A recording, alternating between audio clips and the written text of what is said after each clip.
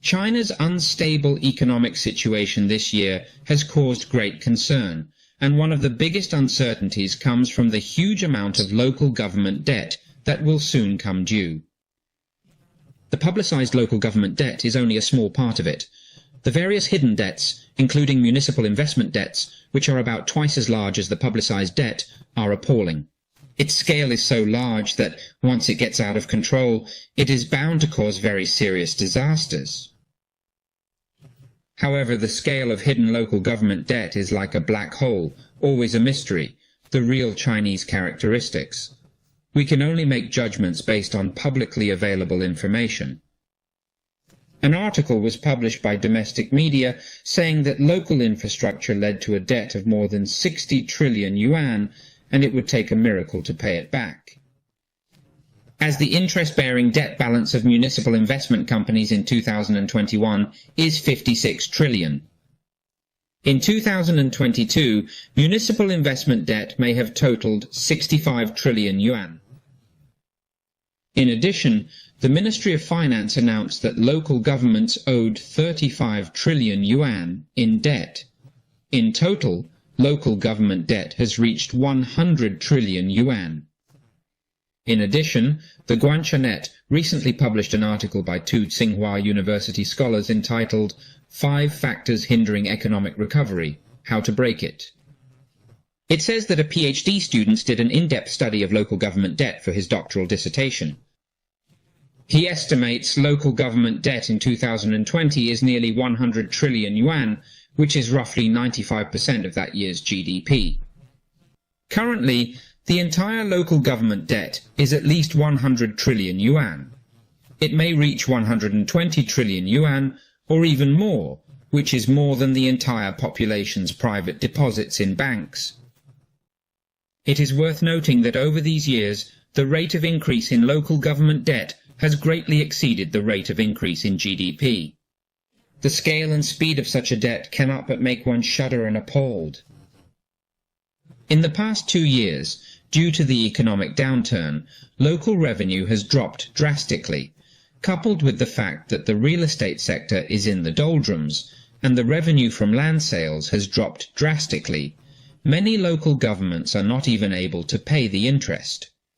Some local governments have even publicly stated that they are no longer able to cope with the huge debt problem. The deteriorating local government debt is now at the tipping point of collapse, and a major crisis could occur at any time. There have been many scholars who have analyzed and explored the issue of local government debts, and have issued warnings, only that it has not caused much response. Perhaps those scholars talk about the issues in ways that are too broad and lack focus. Perhaps scholars in China deliberately avoid those most sensitive issues. Just a few days ago, Goldman Sachs Group, the Wall Street giant and leading US investment bank, released 3 reports in a row on China's banking system. It points out that China's major state-owned banks have too much risk exposure to local government debt, which would hit them hard in the event of a collapse. It therefore has downgraded their stocks to sell from neutral or buy. Risk exposure is a term used in the financial circle to refer to risky credit balances due to debtor defaults. Goldman Sachs believes that local government debt poses a significant systemic financial risk to China, the world's second largest economy. This news, along with other negative news from China, caused a sharp market shock, leading to a general decline in both mainland China and Hong Kong stock markets.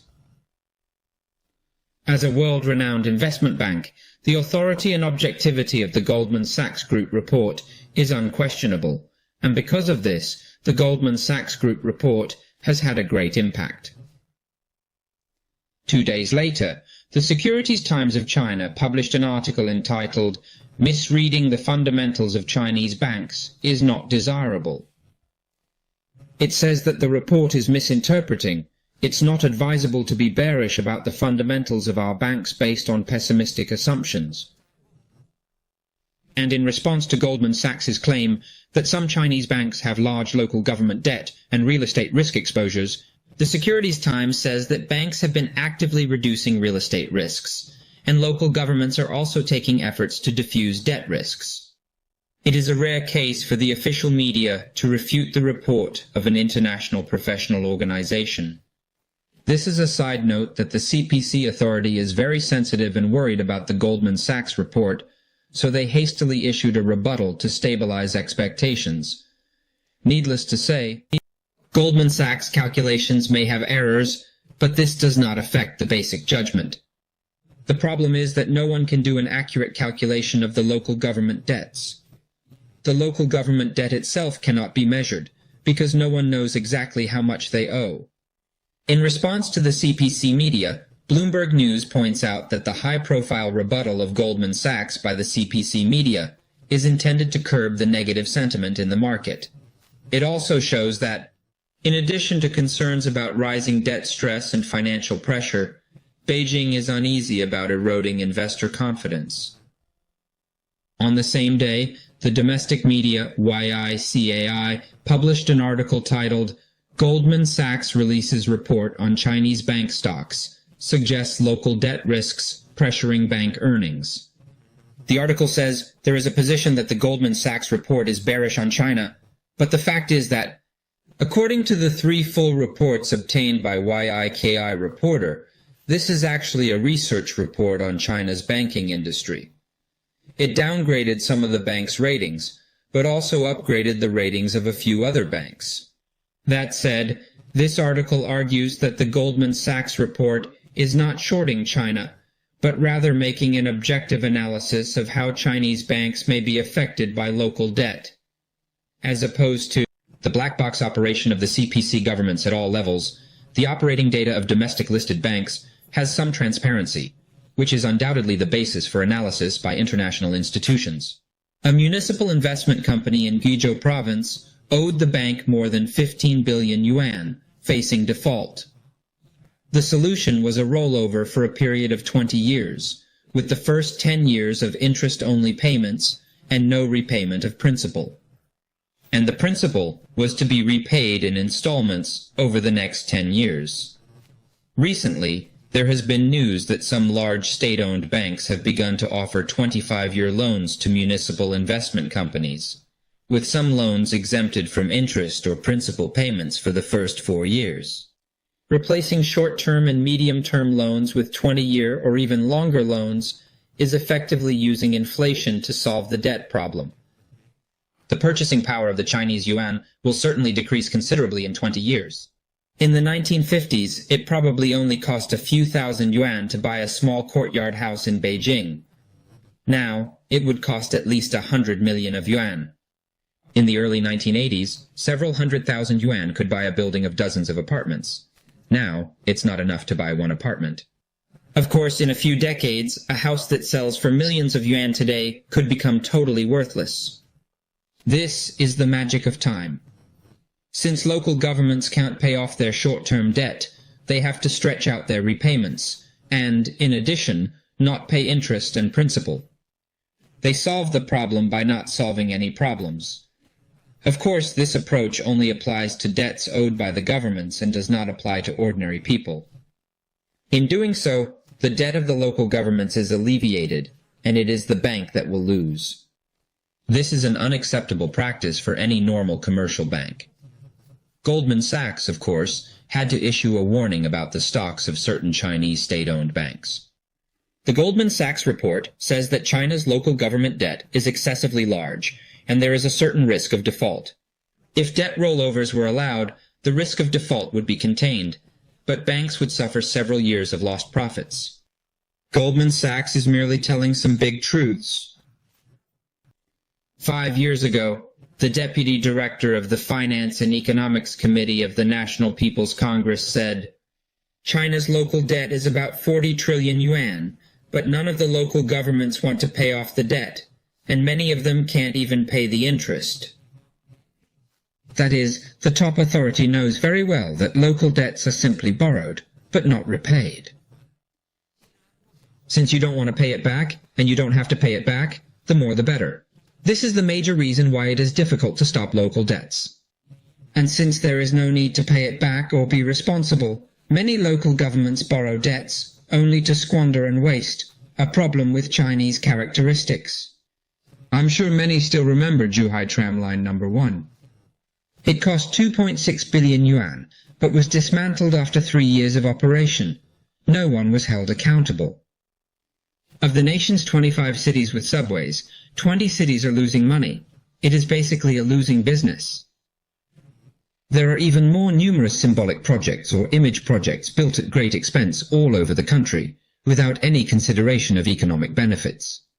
Many local governments are borrowing new debts to pay off old debts, or even borrowing debt to pay off the interest, with the debts piling up more and more. The rate of increase in local debt has greatly exceeded the rate of increase in GDP. It has even exceeded the rate of increase in bank deposits.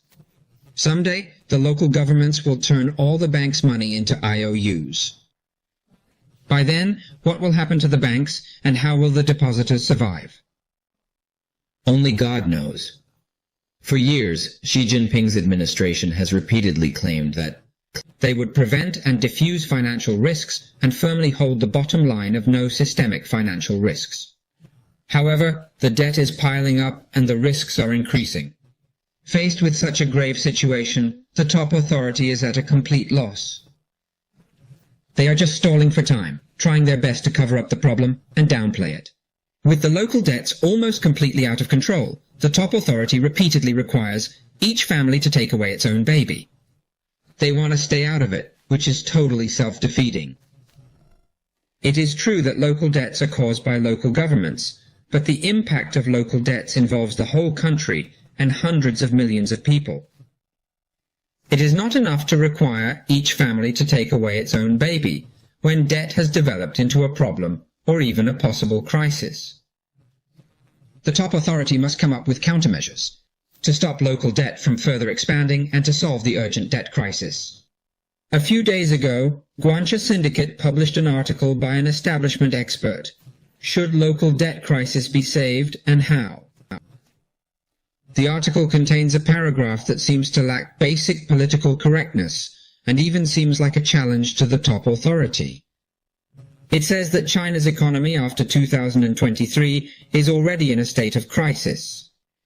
In such a state, the economy would either be in a major recession or in a major growth, and stabilization would be the least likely to happen. One of the keys to whether it's a great recession or a great growth is the ability to cope with local debt.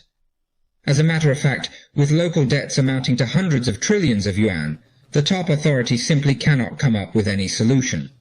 Obviously, they want us to ignore the elephant in the room. A local government debt of this magnitude has the potential to trigger a serious financial and social crisis at any time. This is, so to speak, an extremely critical moment for local government debt. Goldman Sachs has undoubtedly touched the most sensitive nerve of the CPC by reminding the public to beware of local debts and the huge risks of state-owned banks at this critical moment.